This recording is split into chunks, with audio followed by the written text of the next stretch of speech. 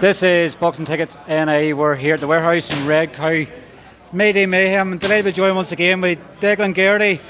When we last interview in November, you said that was it. Well, I guess at that stage you hadn't said I'm officially retired. I think you maybe had a post out afterwards to say maybe that was it. But you're back, 31st fight. You're a veteran now. The fight game 10-year anniversary yesterday. Was the sort of plan coming back tonight was to get into title contention next? What was the plan in coming back? I don't know. I was thinking I'm 10 years as a pro now. Now I'm jacket in.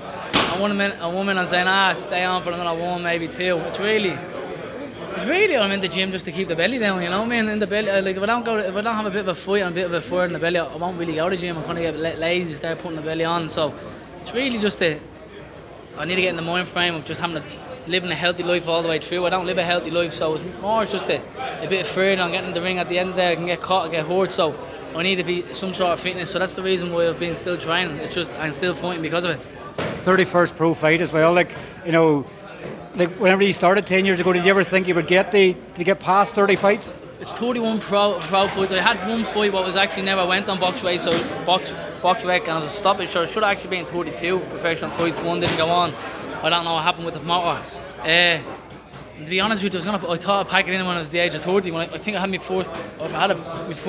I turned professional when I was 24. I thought 30 was the cut off for me. You know what I mean? But look, I still enjoy it. I still get a bit of a buzz again. As mad as it sounds, it gets a bit of fire in the belly now that you're going to get hit by someone. You have to be switched on, and you don't want to make a tick out in front of many people. You know, don't get me wrong. It was hard for the world to stay active, but Jay's doing great things and he's keeping regular shows, and Jay's a personal friend of mine. So it's easy for me to fight in Dublin, you know what I mean? And as of now, Jay has my best interests at heart, because he's not my manager, he's actually my personal friend. I have his renewing his failures now actually this summer, and I'm one of the groomsmen on it, so that's how close me and Jay are. So Jay he knows I needed some sort of fight to keep me in camp, and I also need some sort of fight to keep me level-headed and not go off the rails. It's boxing's a funny old sport. Like we hear so often. Obviously, it's so hard to sort of go that set. You know, when most of your life's been obviously in a boxing ring or wearing gloves. Like you've obviously thought about it so many times, and obviously you came close to retirement. Like what is that drive? It just wants you to keep going. It's just the fact that it's that adrenaline you can't get anywhere else. Yeah, it's probably it's adrenaline. It's the bit of kick you have fight week and it's routine. It's routine, and when you have a fight, you know it's routine. You go to the gym twice a day, 6 days a week, and it's routine. And it's a nice routine. You have to train around work, but it's enjoyable. But listen, I'm 10 years a pro. I think I had my first amateur fight when I was 5 or 6 years of age. Like fucking, don't know how. Like I don't know how many amateur fights I had. I had close to 300 amateur fights, so it's really all what I know. But like I actually took my first loss when I was 16. I had my first actual official fight when I was probably not on the cards, but my first fight where I had a winner or loser at 7 years of age was the first one. So I've had a lot of fights, and it's really all what I know. Don't get me wrong, it's boxing. I'm still known as Declan Geraghty the boxer, and at some stage I'll have to pull away from that. I am still known that, but I don't feel like boxing is my life now. You know what I mean? I have a job, I have businesses, I have other things going on. So it's not all what I know. And for at one time, it was all I know. You know what I mean? I was hard, but I came to terms of this is not the end all of my life. You know what I mean? This is only part of my life, and I am in the final chapter. If this, I don't think it's the last fight, but if it was the last fight, I'm happy to walk away. I'm content. I made a decision a long time ago. I wasn't going to fucking achieve what I believed I would have achieved. You know what I mean? Thank you, Butch. Obviously, it looks like two opponents you're supposed to have previously.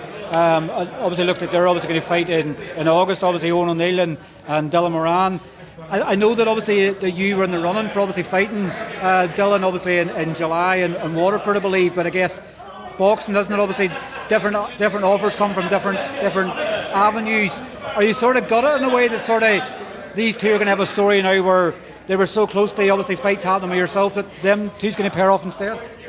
I don't really give a fuck. This is life, man. Like so much have gone wrong for me. You know what I mean? What ifs? That's all it was. What if? The Dylan fight we thought was going to be for the Irish title this summer. I was going to stay home, but we heard nothing. We agreed on it. We didn't even agree on a post, you know what I mean? So that's like, we heard about this, like I didn't even agree on a post. They just came to me with the fight and I said, yeah, get on the J, I'll accept you.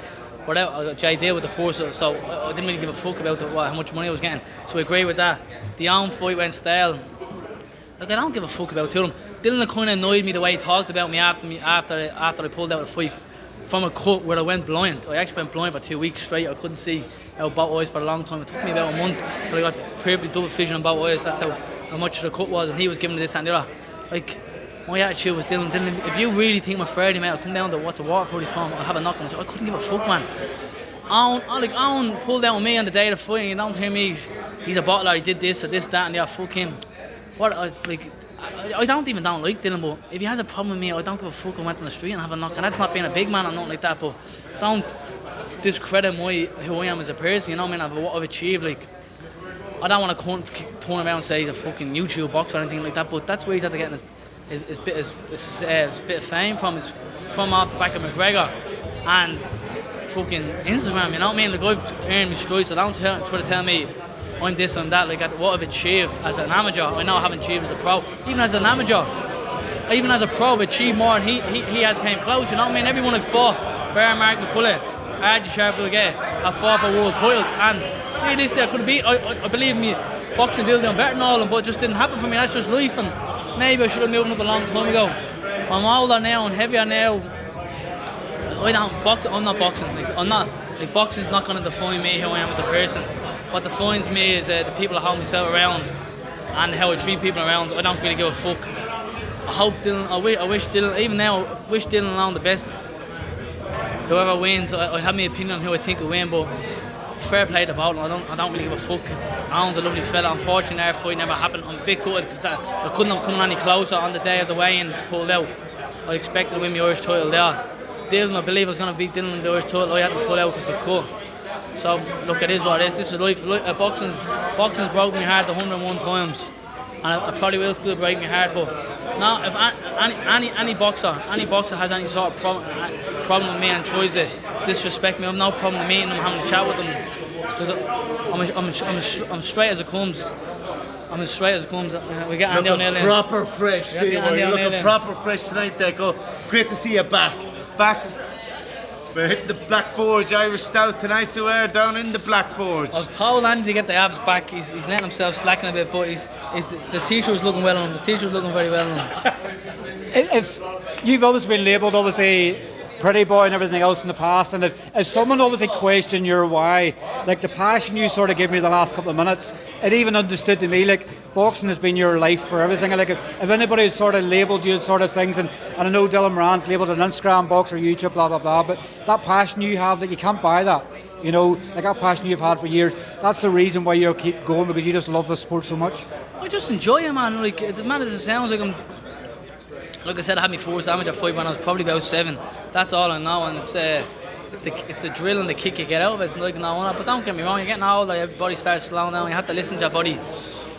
But like, boxing's boxing. I'm always gonna love it. It's a love-hate relationship between the both of us, and like all the young in this country, I want to see everyone do well. Like, people turn around. Like, I don't understand. Like, I remember looking up the likes of the Hoylands, Padjo and Paulo Hoyland, Eddie Hoyland, and fucking. Even Phil Sutton went pro before me, and Andy Lee, and used to look up and other young. Do you know, I was actually out at my friend owns a beer company, and Michael Collins, one of them, LaGras. I was at the beer lunch last night. Went for an hour, and a young lad came up to me and he mentioned who he was, and he said, one of my friends, he owns a gym, and he goes to me, I've actually started my company through your friend Carr. He spurred me to do it. He goes, like, you spur the younger lads coming through, like, and I was kind of taken back, and I was like, it's really nice to say. I don't really notice it, so I don't tell, like, to me, I'm just a normal Joe Soul like anyone else, you know what I mean? Like, I do a bit of boxing, I'm known from the boxing, but that's really about it. But it was nice to say that, and like, I wish all the lads coming through, like Glenn Bourne, I know Glenn Bourne personally, I hope Glenn does well. Paul Newman, like all the young ones really starting on. Then you obviously have Dylan Moore, Paddy Donovan, Edward Donovan, Gary Cully. There's Gary actually gone boys. All of them are doing great stuff. Like, so these are all levels ahead, and they're doing fucking great. So it's nice to see them.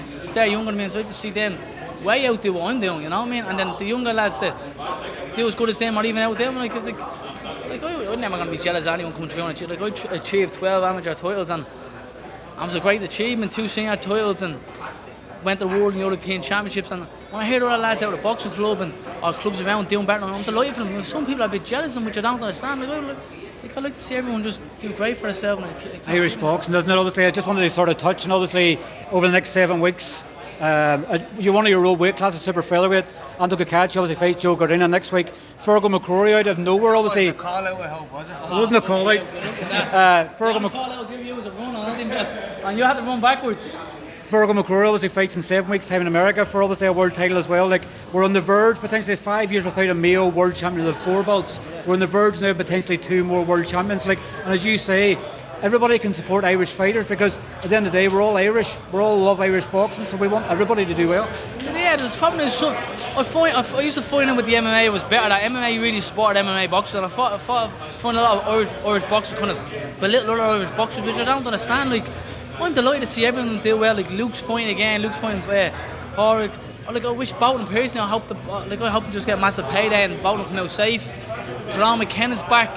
I hope Tyrone does great as well. Like you have so much going on. You know, I just wish everyone success. Like there's so much coming through. Like even Noah Barrett is one of the fucking the best pro clubs, best pro professional coaches coming through. He's only young. He's great. There's so many good lads coming through and so many good coaches. I just wish everyone best.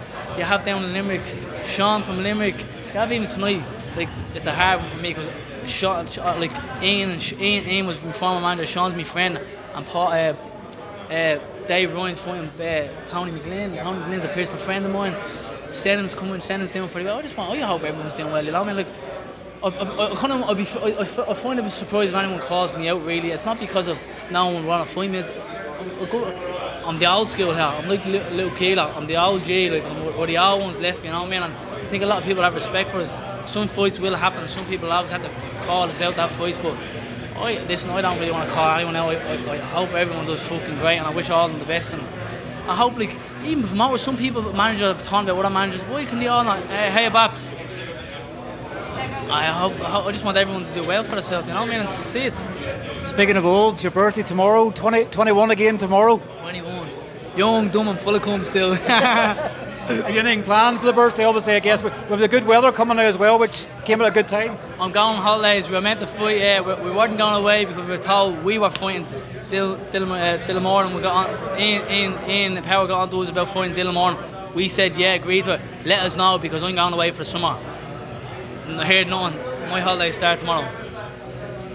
Listen, thanks very much for your time. Obviously, congratulations. Obviously, I think it's your 6th straight one in a row.